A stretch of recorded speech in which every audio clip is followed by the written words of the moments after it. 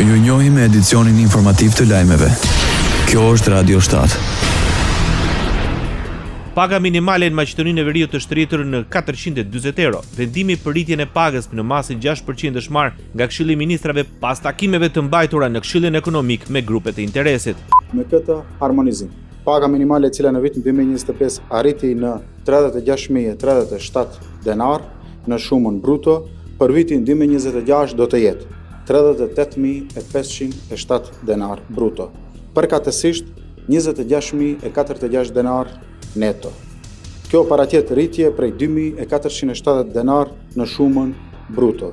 Përkatësisht 1.667 denar në vlerë neto krahasuar me vitin 2025. Ishte Ministri i Ekonomisë Besar Dyrmishi.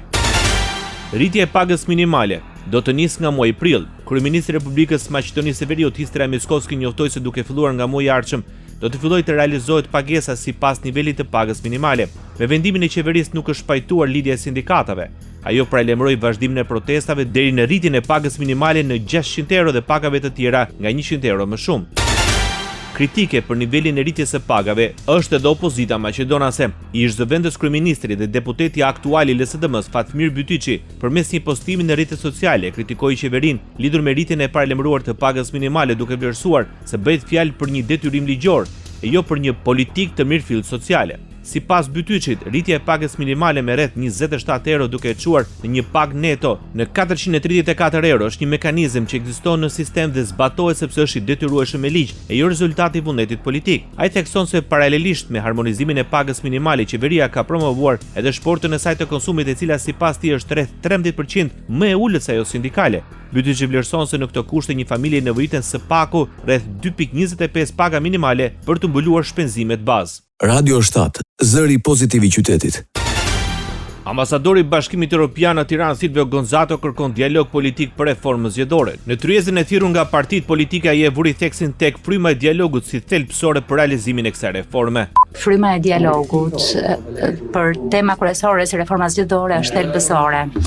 Dhe në fakt mirë kuptimin e përbashkët midis të dy bashkëkryetarëve që reforma duhet përmbush jo vetëm pritshmëritë e qytetarëve, por edhe standardet ndërkombëtare. Gonzato ndal dhe tek një nga çështjet më të ndjeshme të zgjedhjeve, burimin e financimit të partive politike. Për këtë ai kërkoi transparencë dhe monitorim.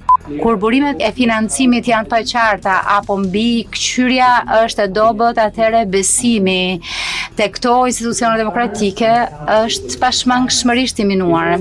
Kështu që financimi është vërtet parakusht për procesin e anëtarësimit të Shqipërisë në BE. Ambasadori i Bashkimit Evropian në Tiranë shpreu shqetësim dhe për përdorimin e administratës publike gjatë zgjedhjeve. Raporti i Odirit foli për parti në pushtet që përfiton nga përdorimi i gjerë i burimeve administrative duke krijuar një avantazh të padrejtë atyre që janë në detyrë. Dhe kjo është një pikë kyçe që ka nevojë që të trajtohet.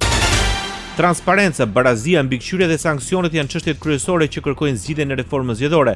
Apeli vjen nga ambasadori i OSBE-s në Tiranë gjatë ryezës për reformën të thirrur nga partitë politike. Michel Taran paralajmëroi se vendi ndodhet në një moment të rëndësishëm në rrugën e drejtë integrimit, ndërsa ofroi mbështetje me ekspert për adresimin e problematikave të përfshira në raportin e fundit për zgjedhjet dhe përgatitjen e ndryshimeve në betejën për zgjedhjet vendore të vitit 2027. Më lejoni të theksoj se një kuar ligjor i përmirësuar dhe diskutimit e rreth tij duhet të udhëhiqen nga disa parime themelore. 1.